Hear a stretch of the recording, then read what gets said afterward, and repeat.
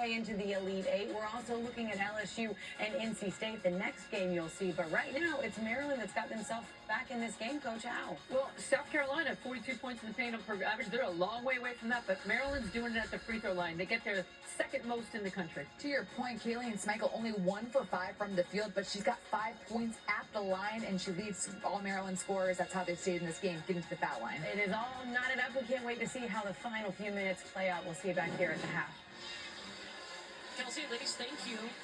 We love a close ball Welcome game. back to the We're Legacy Arena in Birmingham, Alabama. From South Carolina offensively, what have you noticed? In Birmingham, Alabama. They're taking quick shots, or ill-advised shots, and forced shots, and then the posts are not making, and I think that comes from the post not making themselves available. It's going to be a foul against Chloe Kitts, her first, and that last time out, this was Dawn Staley challenging her team in the last huddle. I think Dawn is talking about bad shots. I mean, that has been the Achilles heel. When they get into a routine of taking bad shots, that allows their opponents to then get, that's like an assist for Well, we're still in the second quarter. We're halfway through. We're tied at 22. You're all crashing, and your opponents are headed the other direction. Allie Kubek at the free throw line. After she was fouled by Chloe Kitts, Tahina Paopao still on the South Carolina bench. She picked up 2 fouls in the first quarter. We talked about Tahina Paopao's voice. She can only say so much from the bench. On the floor now, it's got to be Raven Johnson. It's got to take over and run this team. It's 25 in white for South Carolina. For Wiley, I think was trying to get it to Kitts. It'll stay with the Gamecocks. See, there's a little indecision there with Wiley because she's forced a few. Now it's, when I go in there, do I keep it myself or do I give it up? The best way to clear that, you just got to slow down.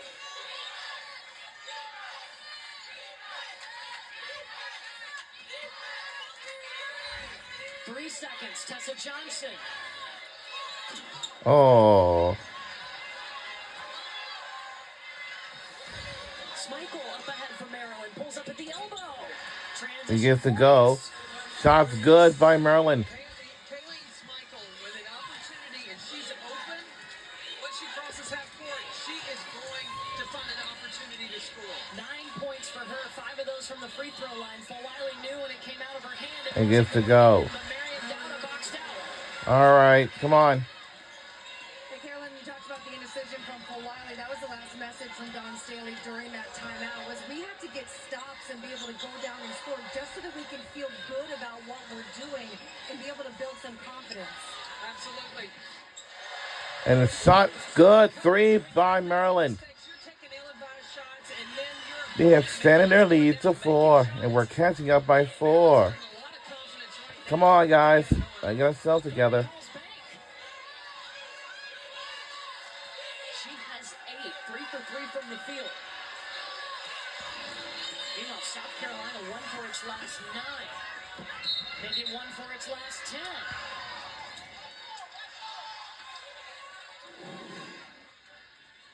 Allie Kubek, she gets to 3. I don't care if you bank it. It counts 3 either way you look at it. When it comes tournament time, Kubek has just, she's brought it. Look at her numbers in the NCAA tournament. Regular season 8, averaging 21, shooting 68%. Come on. And she is loving the fact that she's getting to play at Maryland, Chris. Yeah, as someone who spent the first 2 years at Towson, she said, I never thought that I'd be able to play in an NCAA tournament game, so why not give it my all when I'm here? She grew up a huge fan of the Terps, would go to their games, did not get recruited by them, but after 2 years, she was in the transfer portal. She's out shooting around one day. She looks at her phone, and it says, Maryland. She's like, huh. She opens it up and was almost astonished. She couldn't believe it. When she went on her visit, she committed on the spot. And they are glad that she did. Sanaya Fagan is at the free throw line right now. DeBerry just picked up her 3rd. Kubek on the bench with 2. South Carolina against Indiana was down at the half. They want to repeat. They want to advance to at least to the Elite Eight. They can't start digging themselves a hole and expecting to get out of it.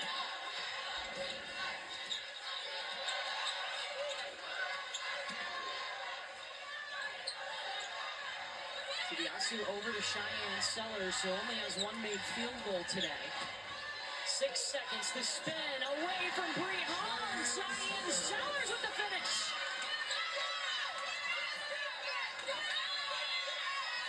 Whoa!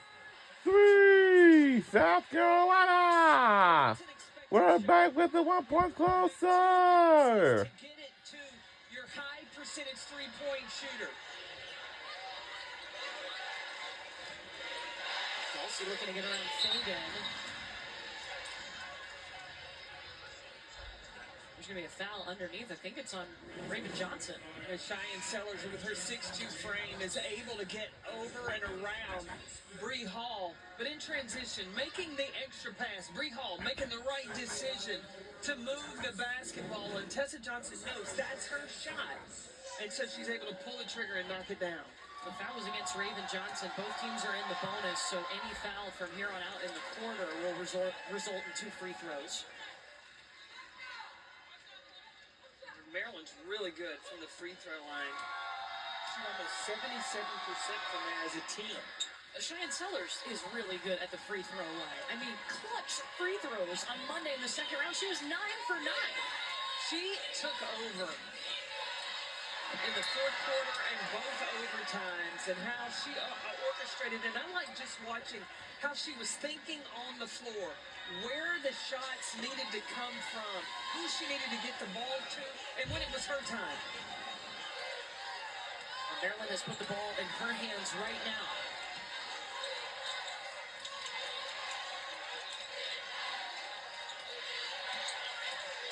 Tibiasu floater.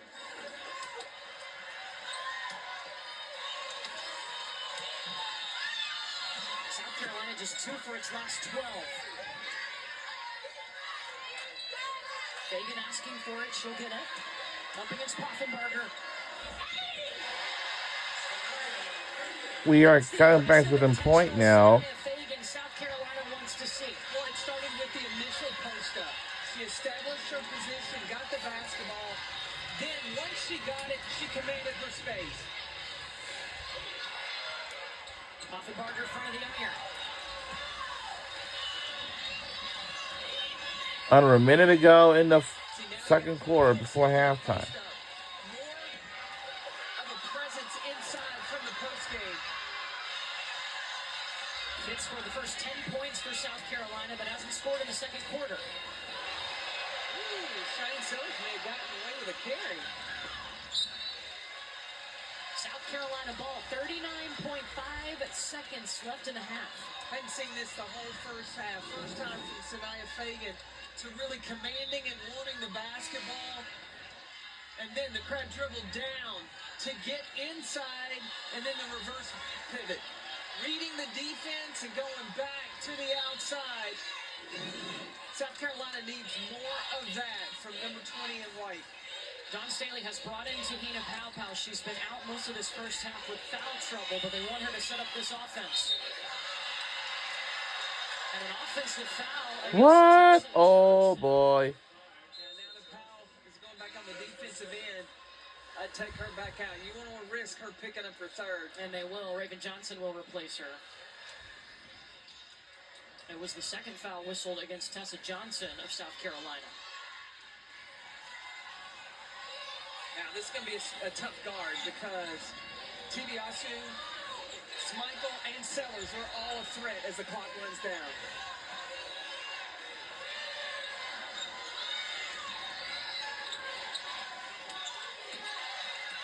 Smeichel. Yes, sir. Oh. Was it Kitts or Fagan? Oh, yeah.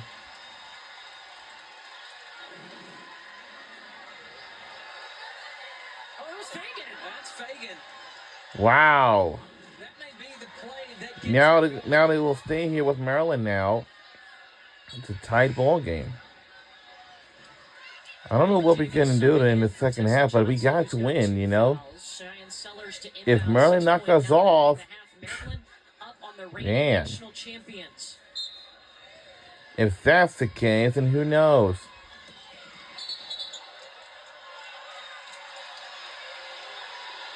That's on Fagan. First second. I don't know what we were doing, that's all. We heard Brenda Freeze tell KB about how physical it was.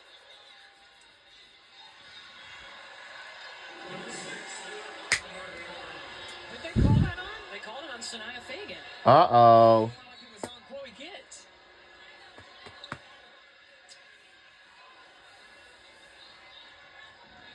So they summoned Dowda for her. Mayor McLean coming back in for Maryland. Pow, Tessa Johnson, Sanaya Fagan, all with 2 fouls for South Carolina. DeBerry and Kubek have 2 fouls for Maryland. Trying to make her miss. South Carolina may look for this sideline break. Offenbarger leaves it short.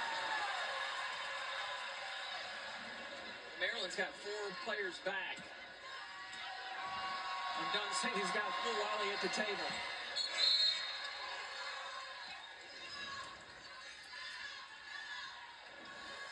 Two-point lead for the Terps. South Carolina was 6.9 until the half.